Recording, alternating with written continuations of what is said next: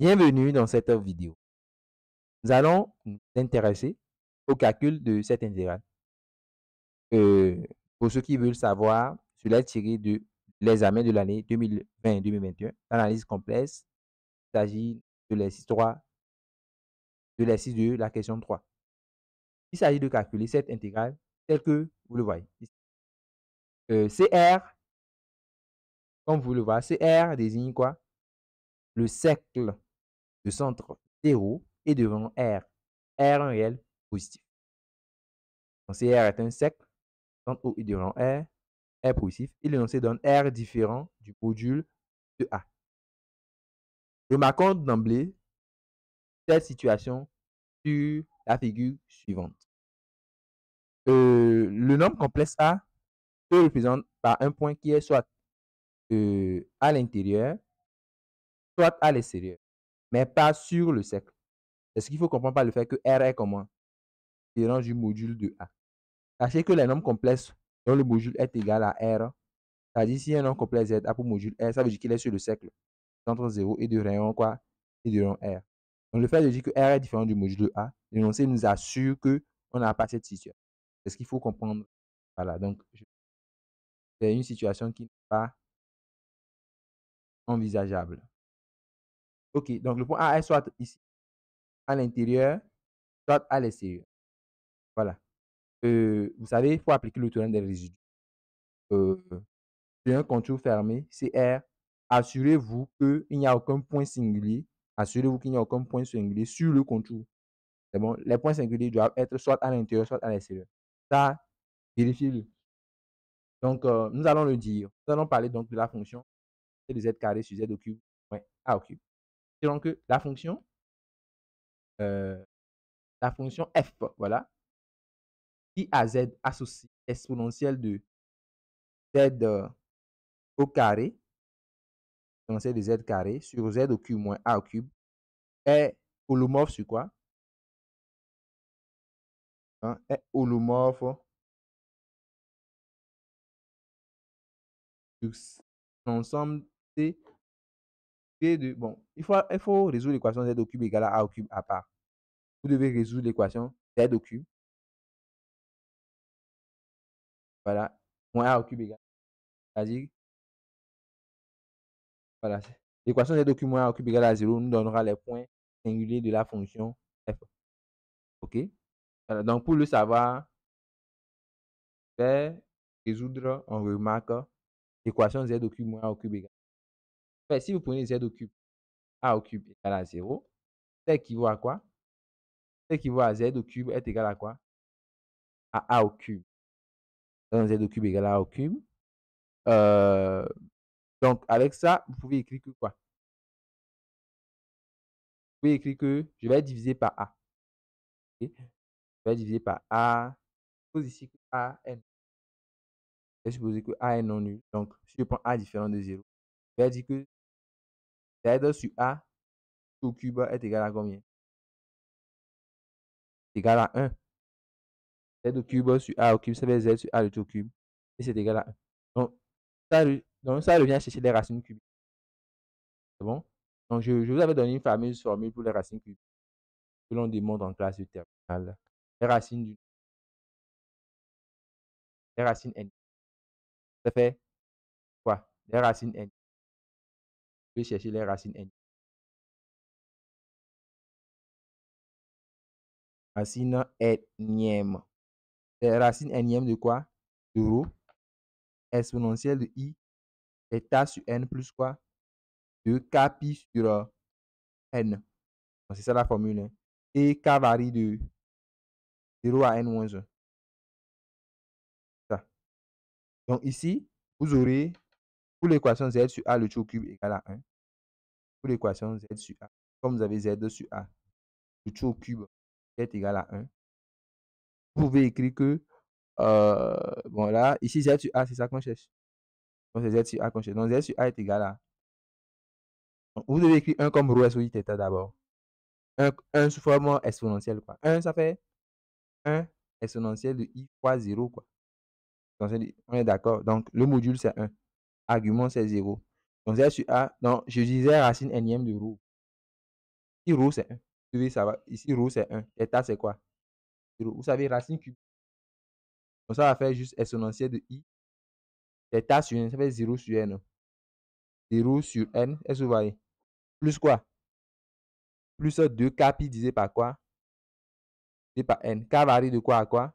N ici, c'est 3. Hein. N, c'est 3. K varie de 0 à quoi? À n moins 1. Donc, 0, 1, 2. Hein. Plus n moins 1, c'est 2 ici.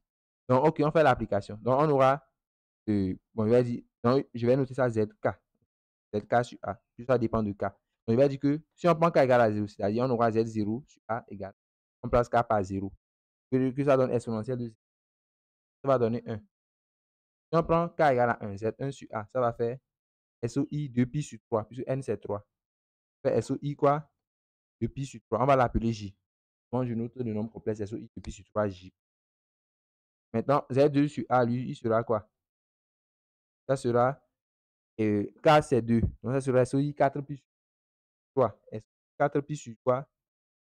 Mais vous savez, 4pi sur 3 est moins 2pi sur 3. Ce sont les mêmes angles. Ils sont congrus. Donc, ça va faire quoi? Exponentielle de moins I quoi? 2pi sur quoi? 3. Ce moins I 2pi sur 3, c'est J bar. Hein. C'est le conjugué de J bar. Donc, vous voyez que je peux tirer Z0 comme étant égal à A. Z0, c'est A. Z1, c'est AJ. Et Z2, c'est quoi? Z0. Si on tire Z0 ici, on aura Z0 égal à A. Si on tire Z1 ici, Z1 égale à AJ. Si on tire Z2 sur A égale à J bar, on aura Z2 égale à AJ bar. On a trouvé voilà, les racines Q.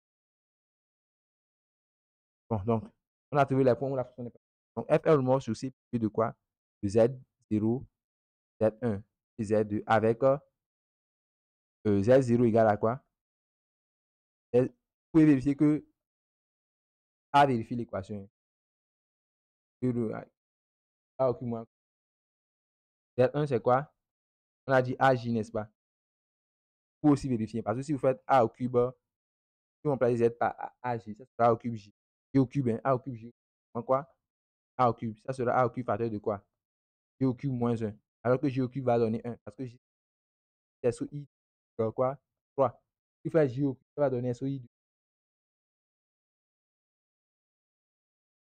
Bon, bref, ça marche quoi. Et Z2, c'est quoi? Z2, c'est AJ par. Ok, d'accord. Donc, nous avons nos points singuliers. Nous avons nos points singuliers. Et où J est égal, on le précise.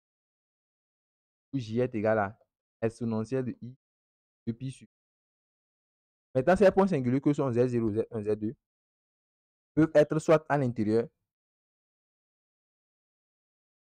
soit à l'extérieur. Soit à l'intérieur, soit à l'extérieur. Et si en fait, si vous calculez, vous allez remarquer qu'ils ont le même module. Hein. Alors, si vous prenez le module de Z0, ça fait quoi? Ça fait module de A, on est d'accord. Si vous prenez module de Z1, ça fait quoi? De A fois module de J. Bah, module de J, c'est exponentielle de I de pi. Ça donne quoi? Module de A. Si vous prenez module de Z2, ça fait quoi? Module de A fois J bar. C'est module de A fois quoi? Bah, module de J bar, c'est 1. Ça donne aussi module de A. Je veux dire que ils ont tous le même module, quoi. Ils sont tous sur le même cercle. Le cercle de centre 0 et de rayon A. Voilà. Z0, Z1, Z2 sont tous sur un même cercle. C'est le cercle de centre. Voilà. Maintenant, voyons voir. Là, même, ils vont former un triangle équilatéral. Hein. De toute façon, c'est la représentation. Ça nous... Je vais maintenant voir s'ils sont à l'intérieur. Il faut faire une discussion. Vous allez dire que si le module de A est supérieur à R, dans ce cas, qu'est-ce qui va se passer? Si le module de A dépasse R, ça veut dire que le module de Z0 dépasse R.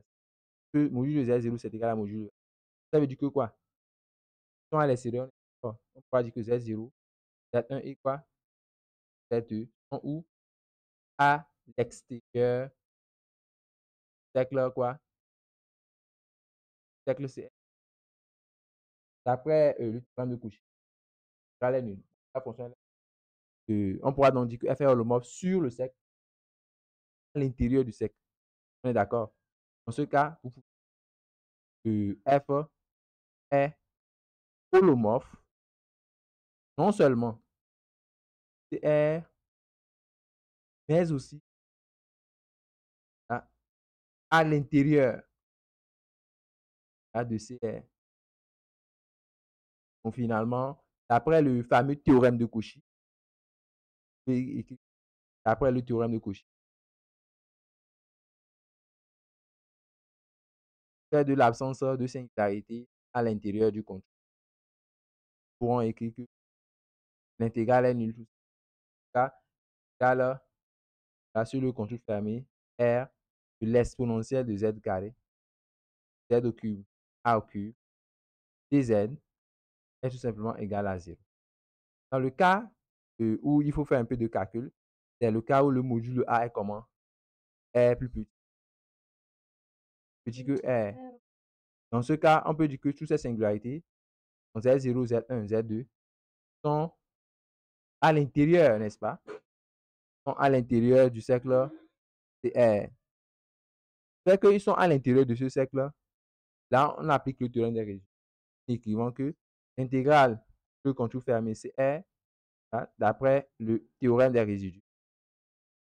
Théorème très utile. Voilà, nous pouvons écrire que l'intégrale sur le cercle CR de f de z dz est égal à quoi? 2 pi fois la somme des résidus de la fonction f. On va prendre au point z4, donc de f en z0 plus quoi? Résidu de f en quoi? En z1 plus le résidu de la fonction f quoi? En z2. Il faut calculer juste les résidus. Maintenant, nous pouvons facilement remarquer que ces nombres complexes sont des singularités, on l'a déjà dit. Mais quel type de singularité? Apparente, pôle, essentielle. On peut facilement voir que ce sont des pôles. Parce que, en fait, il s'agit de Q pour f de z, quoi? C'est exponentielle de z carré. Vous pouvez factoriser z moins z, facteur de z moins z, z moins z0. Donc, et si vous cherchez la limite, si vous multipliez par exemple par z moins z1, vous faites f de z fois par exemple z moins z1, vous obtenez quoi? Vous obtenez exponentielle de quoi? Z carré sur z moins z2 facteur de quoi? Z moins quoi? On est d'accord, z0. Si vous cherchez la limite lorsque z tend vers z1, ça sera fini. Vous allez juste remplacer z1 dedans, ça sera exponentielle de z1 au carré en haut. Vous aurez z1 moins z2. Vous aurez exponentielle de z1 au carré en haut. Vous aurez z1 moins z2. Vous aurez z1 moins z0 ici. Bon, bref, ça sera fini, quoi. Ça va donner un nombre complet sur un autre nombre. Cette limite sera finie. Donc, z1 sera un pôle comment? Un pôle simple. Donc, bref, vous pouvez démontrer que z1, z2, z0 sont des pôles simples avec la même procédure. Avec la même procédure. Je vais l'affirmer alors. Je vais donc dire que si z0, z1 et z2 sont quoi? Sont des pôles. Sont des pôles simples de la fonction f. Maintenant, il y a une formule. Bon, c'est vrai que je peux utiliser cette méthode-là pour calculer le résidu. C'est-à-dire, je vais écrire que le résidu de la fonction f en z1, ça fait la limite là. Ça, non? Mais bon, je trouve que ça sera beaucoup plus difficile. Là, si vous appliquez plutôt cette formule, bon, on peut aussi démontrer que dans le cas d'un pôle simple, Z0 est un pôle simple. Nous savons que c'est un pôle simple de f, écrit comme de f avec f de z égale à p de z de z. Là. Et bon, il y a aussi une condition, c'est que p de z0 doit être différent. On suppose ici que p de z0 est différent. Dans cette condition, alors dans ce cas, on peut dire que le résidu de la fonction f en z0 est donné par quoi? Le résidu de f en z0. Vous gardez ce qui est en haut, gardez le p. regardez P en haut, donc vous mettez P de Z. P de Z, 0 quoi. Mais ce qui est en bas, vous dérivez. Avec Q' de quoi? Z0. Cette formule est tout à fait valable. Nous allons la démontrer dans une prochaine vidéo. Pas encore fait. P de Z0 sur. Donc, je vais l'utiliser ici. Ça sera beaucoup plus rapide pour vous. Vous comprendrez. Celui qui veut calculer avec. Je ne dis pas que cette méthode de limite, de calcul de limite est fausse. Est vraie, elle est tout à fait correcte. Mais ça pose beaucoup plus de calculs. Vous pouvez comparer. Vous pouvez. Donc, ici, je vais écrire le résidu de la fonction Z0. Donc, ça fait P de Z0. Ça sera exponentielle de Z0 au carré. P, P c'est le numérateur. C'est P de Z qui est ici quoi? Z carré quoi. P de Z c'est quoi? Z au cube. Ah, ok. Parce que déjà quand vous dérivez, ça fait 3Z carré. Ça simplifie grandement les calculs. Hein. 3Z carré. Donc ici, ça fait 3 sur 10. Donc par 3Z0 carré. Or Z0 c'est A. Ça fait exponentielle de quoi? A carré sur quoi? Sur 3A carré. Donc on fait la même chose pour le résidu de F en quoi? Z1. Donc exponentielle de Z1 au carré. Z1 au carré, ça va faire Z1, n'oublions pas que c'était AJ. Z1 au carré, ça fait quoi? A carré, J carré, on est d'accord? Et ici aussi, on aura quoi? A carré, quoi? Carré. Vous savez que J carré, ça fait J bar. Non? Si vous l'élevez au carré, ça fait quoi? Je rappelle ça, J, c'était exponentielle 3. Donc, si vous l'élevez au carré, vous avez quoi? I4 pitié, n'est-ce pas? On sait que SOI4 pitié, c'est la même chose que SO quoi? Moins I de pi, ce qui donne quoi? Bah, bref, J carré. Donc, comme j'ai J carré là, je vais remplacer par J bar. Je vais dire que ça fait exponentielle de A carré fois J bar, c'est par quoi? 3A carré fois quoi? Fois J bar.